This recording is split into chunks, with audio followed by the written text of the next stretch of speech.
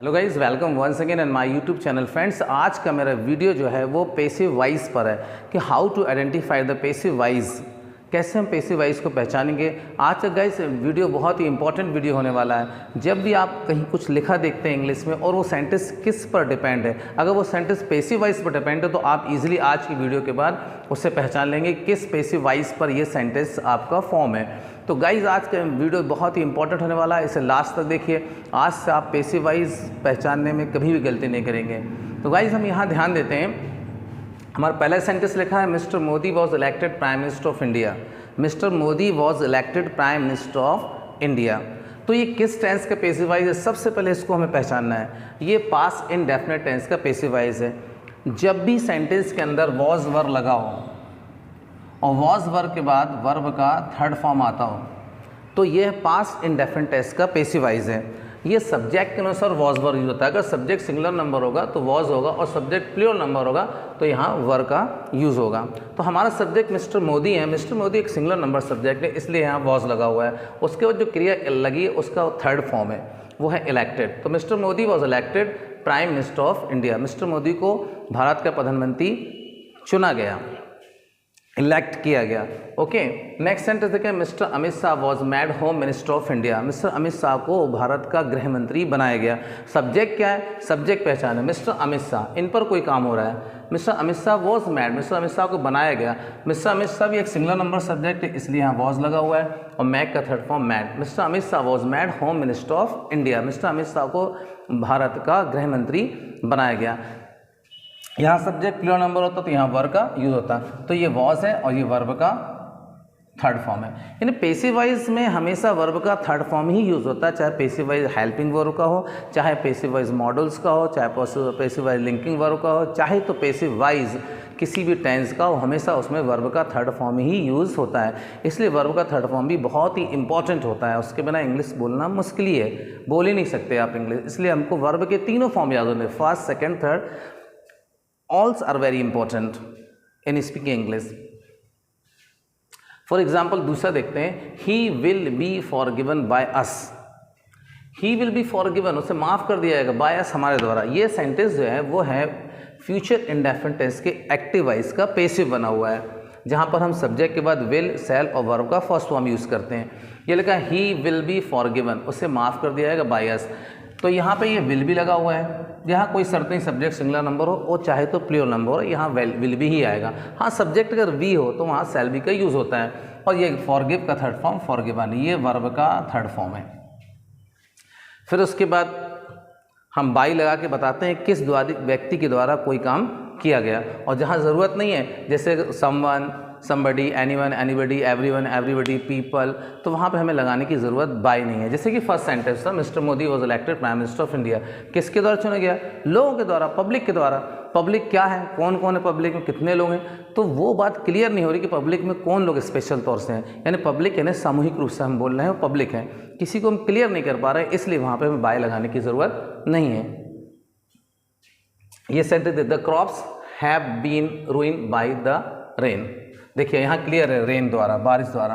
Crops, फसलें, crops have been ruined, फसलों को बर्बाद कर दिया गया, बाय द रेन, वर्षा के द्वारा फसलें बर्बाद कर दी गई। अब बात ये आती है कि किस टेंस का पैसिव वाइज है। तो जहाँ भी आप हैव और हैज़ लगा देखें, समझ जाइए वह प्रेजेंट परफेक्ट टेंस का पैसिव वाइज है। प्रेजेंट परफेक्ट टेंस का पैसिव वाइज है।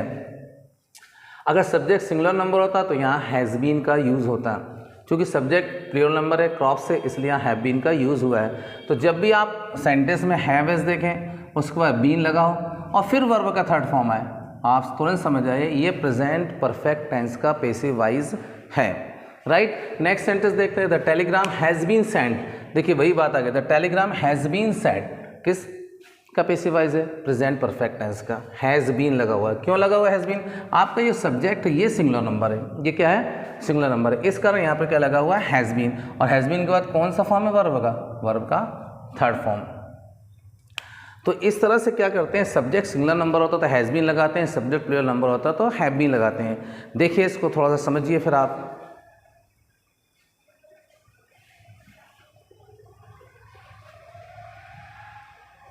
देखिए next, he is welcome everywhere, he is welcome everywhere. जब भी इज़, एम, आर देखें और वर्ब का थर्ड फॉर्म सब्जेक्ट के बाद, तो ये समझ जाइए ये प्रेजेंट इंडेफिनिट टेंस का पैसिव वॉइस है। किसका पैसिव वॉइस है? प्रेजेंट इंडेफिनिट टेंस का। ही सिंगुलर नंबर इसलिए इज़ लगा, सब्जेक्ट प्लूरल नंबर होता आर आता, आई होता तो एम आता, और फिर वेलकम वर्ब का थर्ड फॉर्म है। तो जब भी आप इज़, एम, आर देखें और सब्जेक्ट देखें, सिंगुलर नंबर है, इज़, प्लूरल तो आर, और आई है तो आपके साथ एम लगेगा उसके साथ, और फिर वर्ब का थर्ड फॉर्म। तो ये प्रेजेंट इंडेफिनिट टेंस का पैसिव वॉइस है। ही इज़ वेलकम्ड एवरीवेयर, हर जगह उसका स्वागत किया जाता है। नेक्स्ट सेंटेंस देखें, English can be spoken, English can be spoken easily, English आसानी से बोली जा सकती है, English can be spoken easily. अब किसका पैसिव वॉइस है? जैसे ही आपने कैन देखा तो कैन जो आपका मॉडल्स होता है ऐसे हेल्पिंग वर्ब बोलते हैं, तो कैन का पैसिव वॉइस है, कैन के बाद बी लगा और बी के बाद फिर वर्ब का थर्ड फॉर्म, ये वर्ब का थर्ड फॉर्म है। English subject, English can be spoken, अंग्रेजी को बोला जा सकता है ईजिली, आसानी से। कैसे आसानी बोला सकता है? By making practice. If you are practicing English, you can easily speak. Actually, the people do not make practice. That's why they are unable to speak English. Practice is very necessary. English can be spoken easily. English आसानी से बोली जा सकती है। They should be trusted. उन लोगों पर विश्वास किया जाना चाहिए। ये क्या है? ये आपका मॉडल should है, और should का पैसिव वॉइस है ये। They should be trusted, ये वर्ब का थर्ड फॉर्म। उन लोगों पर विश्वास किया जाना चाहिए। They should be trusted, they should be trusted. Next sentence देखिए, करप्शन मस्ट बी एंडेड, भ्रष्टाचार जरूर समाप्त किया जाना चाहिए। करप्शन समाप्त करना बहुत ज़रूरी है। करप्शन मस्ट बी एंडेड, ये मस्ट का पैसिव वॉइस है, मस्ट मॉडल है उसका पैसिव वॉइस है। करप्शन जरूर समाप्त किया जाना चाहिए, करप्शन मस्ट बी एंडेड। जब मस्ट भी लगता है तो कोई काम जरूर किया जाना चाहिए।